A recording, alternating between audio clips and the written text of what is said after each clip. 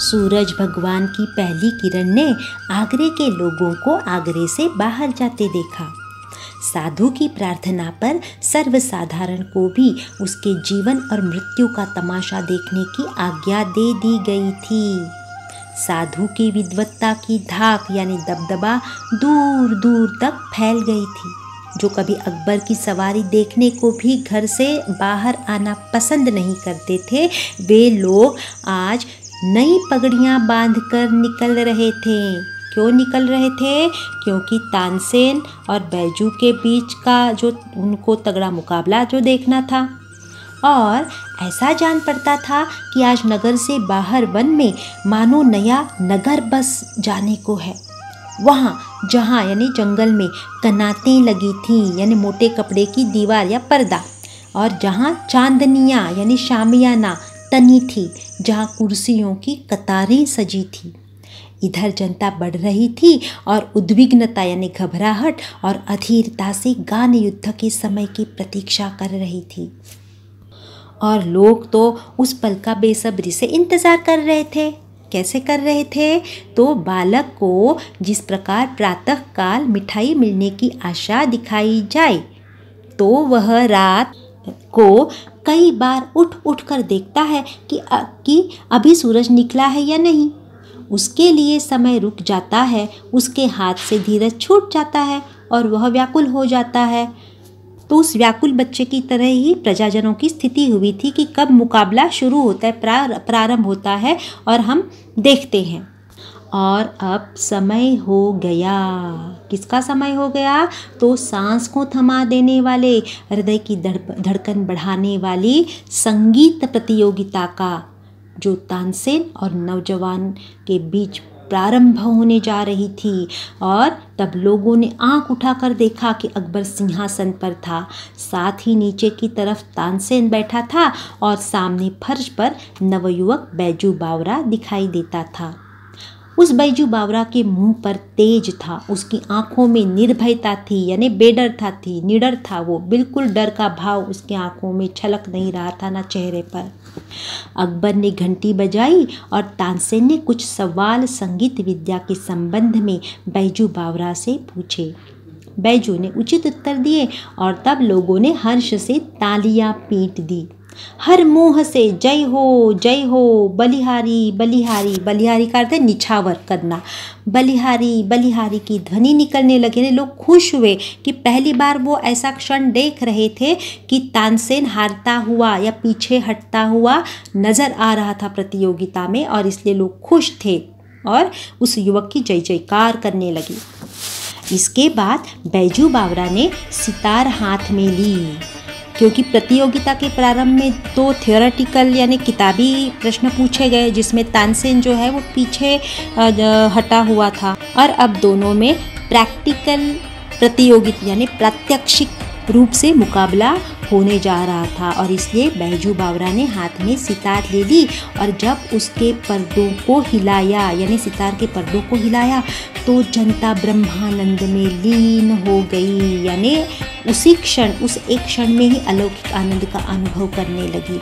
पेड़ों के पत्ते तक निश्शब्द हो गए यानी मौन हो गए, वायु रुक गई, सुनने वाले मंत्र मुग्धवत सुधिहीन हुए सिर हिलाने लगे, यानी सम्मोहित होकर बेहोश होकर डोलने लगे।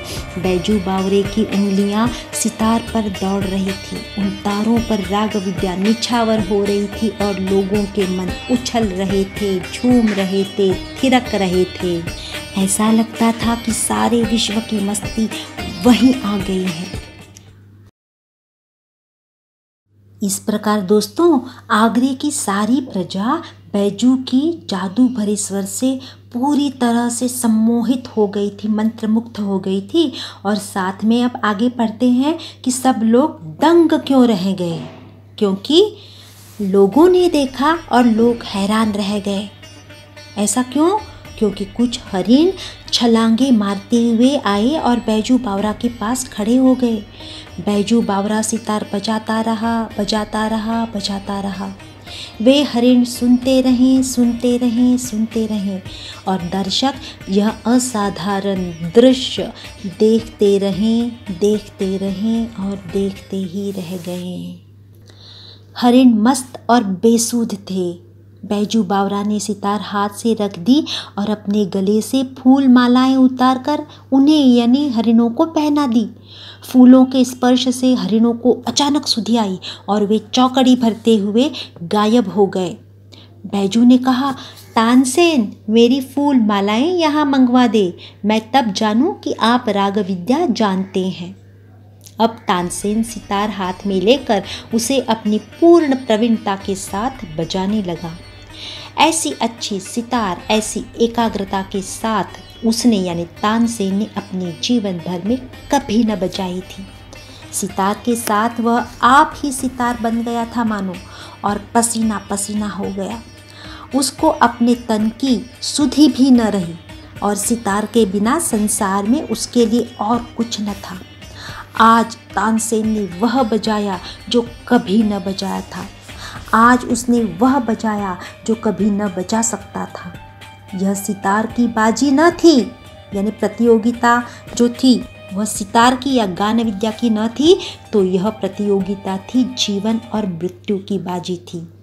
आज तक उसने अनाड़ी देखे थे, आज तक उसके सामने, लेकिन आज उस्ताद बैठा था, यानी एक शिक्षक बैठा था। कितना ऊंचा, कितना गहरा और कितना महान था वह उस्ताद।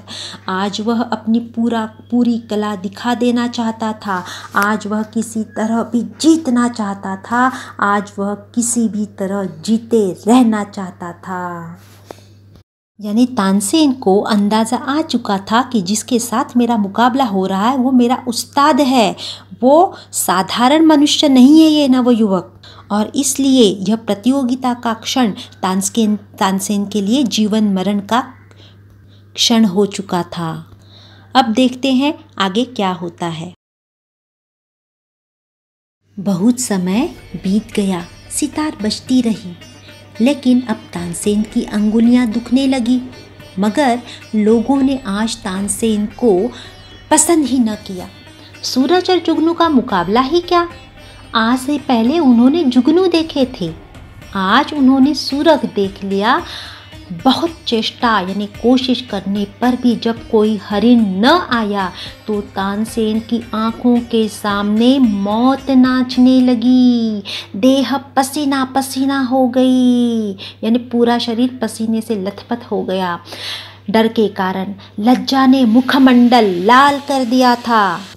और आखिर खिसियाना होकर तानसेन बोला, खिसियाना मतलब अपनी हार होते देख तानसेन को गुस्सा आ रहा है और इसलिए वो खिसियाना होकर बोला, अरे वो हरिण अचानक इधर आ निकले थे, राग की तासीर से ना आए थे। तासीर यानी प्रभाव या परिणाम से, यानी उस नवयुवक ने जो सितार बजाई थी उसके परिणाम से वो हिरण यहाँ नहीं आए थे। हिम्मत है तो अब दोबारा बुलाकर दिखाओ। बैजू बावरा मुस्कुराया और धीरे से बोला, बहुत अच्छा, मुझे क्या, दोबारा बुलाकर दिखा देता हूँ। यह कहकर उसने यानी बैजू ने फिर सितार पकड़ ली। एक बार फिर संगीत लहरी वायुमंडल में लहराने लगी। फिर सुनने वाले संगीत सागर की तरंगों में डूबने लगे। हरिण बैजू बावरा के पास फिर आए, वे ही हरिण जिनकी गर्दन में फूल मालाएं पड़ी हुई थी और जो राग की सुरीली ध्वनि के जादू से बुलाए गए थे। वो हरिण बैजू बावरा ने मालाएं उतार ली और हरिण कूदते हुए जिधर से आए थे उधर को चले गए। अकबर का तानसेन के साथ तो अगाध प्रेम था, बहुत प्यार करता था शहनशाह अपने इस नवरत्न तानसेन पर। उसकी यानी शहनशाह को भी अभी पूरी तरह से अंदाज़ा आ गया था कि उसके लाडले तानसेन की जान खतरे में है और इसलिए उसकी यानी तानसेन की मृत्यु निकट देखी तो अकबर का कंठ भर आया, परंतु प्रतिज्ञा तो हो चुकी थी। वे विवश होकर उठे और संक्षेप में यानी बादशाह ने संक्षेप में निर्णय सुना दिया। क्या निर्णय सुना दिया प्रतियोगिता का कि बैजू बावरा जीत गया, तानसेन हार गया। अब तानसेन की जान बैजू बावरा के हाथ में है। अब प्रतियोगिता का निर्णय सुन तानसेन कांपता हुआ उठा, कांपता हुआ आगे बढ़ा और कांपता हुआ बैजू बावरा के पाँव में गिर पड़ा। वह जिसने अपने जीवन में किसी पर दया न की थी, वह तानसेन इस समय दया के लिए गिड़गिड़ा रहा था और कह रहा था बैजू बावरा को कि मेरे प्राण न लो। तब बैजू बावरा ने कहा, मुझे तुम्हारे प्राण लेने की चाह नहीं तानसेन, तुम इस निष्ठुर नियम को उड़वा दो कि जो कोई आगरे की सीमाओं के अंदर गाए, अगर तानसेन के जोड़ का न हो तो मरवा दिया जाए। इस पर अकबर ने अधीर होकर कहा, अरे यह नियम अभी इसी क्षण से उड़ा दिया गया। अब तानसेन बैजू बावरा के चरणों में गिर गया और दीनता से कहने लगा, मैं यह उपकार कभी न भूलूंगा, क्योंकि तानसेन को जीवन दान मिला था, इसीलिए वह बैजू बावरा के प्रति कृतज्ञता दर्शा रहा है। अभी तक तो राग विद्या के घमंड में चूर तानसेन तो निष्पाप जीवों को मृत्युदंड की सजा सुनाकर विकृत आनंद उठा रहा था, लेकिन जब खुद की बारी आई मौत का सामना करने की, तब गिड़गिड़ाने लगा और तकदीर भी प्रसन्न थी शायद उस पर, और बैजू बावरा के द्वारा हारे हुए तानसेन को जीवनदान दिया गया। अब कहानी के अंतिम परिच्छेद में पढ़ते हैं कि उसके बाद क्या हुआ। तब बैजू बावरा ने तानसेन को जवाब दिया। क्या जवाब दिया? कुछ किसी घटना की याद दिलाई कि 12 बरस पहले की बात है तानसेन, आपने एक बच्चे की जान बख्शी थी, यानी उस बच्चे को आपने जीवन दान दिया था। आज उस बच्चे ने आपकी जान बख्शी है। यह सुन तानसेन हैरान होकर उस बच्चे की, उस युवक की तरफ देखने लगा और फिर तानसेन को थोड़ी देर बाद अपनी पुरानी एक भूली हुई एक धुंधली सी बात याद आ गई। कौन सी बात याद आ गई तानसेन को दोस्तों? तो 12 साल पहले निष्पाप साधुओं की टोली को मृत्युदंड देने की बात, और हाँ, एक बच्चे को तो छोड़ भी दिया था, और यह वही बच्चा है जो अब युवा हो गया है और राग विद्या में मेरा उस्ताद बन गया है, और उसने सबके सामने, बादशाह के सामने मेरे झूठे घमंड को सदा सदा के लिए तोड़ दिया है। इस प्रकार तानसेन को अपनी गलती का एहसास हो गया पूरी तरह से। साथ ही बदले के द्वारा हमेशा हमेशा के लिए उस आगरा नगरी का जानलेवा नियम को भी क्या किया है, हटा दिया गया है। और सबसे महत्वपूर्ण बात दोस्तों कि यहाँ पराजित तानसेन को बैजू ने, उस नौजवान युवक ने जीवन दान भी दिया है। गुरु को दिए गए वचन के अनुसार बैजू ने लिया हुआ बदला सचमुच यहाँ आदर्श बदला साबित हुआ है, और दूसरों के लिए जो गड्ढा खोदता है वह किसी न किसी दिन खुद ही उस गड्ढे में जा गिरता है। यह भी सबक इस कहानी के द्वारा हमें मिलता है। और हाँ दोस्तों, सबसे महत्वपूर्ण बात, कभी अपनी कला पर क्या, तो अपने पास होने वाली सत्ता हो सकती है, सौंदर्य है, पैसा हो सकता है, विद्या, जो भी कुछ है, कभी भी अपने इन चीज़ों पर व्यर्थ घमंड करना नहीं चाहिए। दूसरों को भी उनकी जो कला है, उनके पास जो भी कुछ गुण है, टैलेंट है, प्रस्तुत करने का अवसर मिलना चाहिए। तब उस वक्त मेरी ही कला श्रेष्ठ, मुझे ही सदैव सम्मान मिलना चाहिए और किसी को आगे जाने नहीं देना है, यह सोच, यह अहंकार घातक है। यदि सामने वाले के पास भी कोई कला है, कोई विद्या है, कोई सीखने लायक अच्छी बात है, ज्ञान है, तो उसका सम्मान करने की दरियादिली भी हम में होनी चाहिए। इस प्रकार का संस्कार हम में होना चाहिए। इस बात का भी एहसास ये कहानी हमें कराती है। इसलिए दोस्तों, इस कहानी को सुदर्शन जी ने दिया गया आदर्श बदला, यह शीर्षक सही तरीके से सार्थक तो सिद्ध हुआ है, लेकिन हम आप सभी को बदले का आदर्श स्वरूप से परिचित कराकर सुदर्शन जी ने यहाँ हमारी बदले की भावना के प्रति जो दृष्टिकोण है वह भी बदल दिया है, जो सचमुच भविष्य में हमारे सभी के लिए ये कहानी एक दीप स्तंभ की तरह साबित हो सकती है।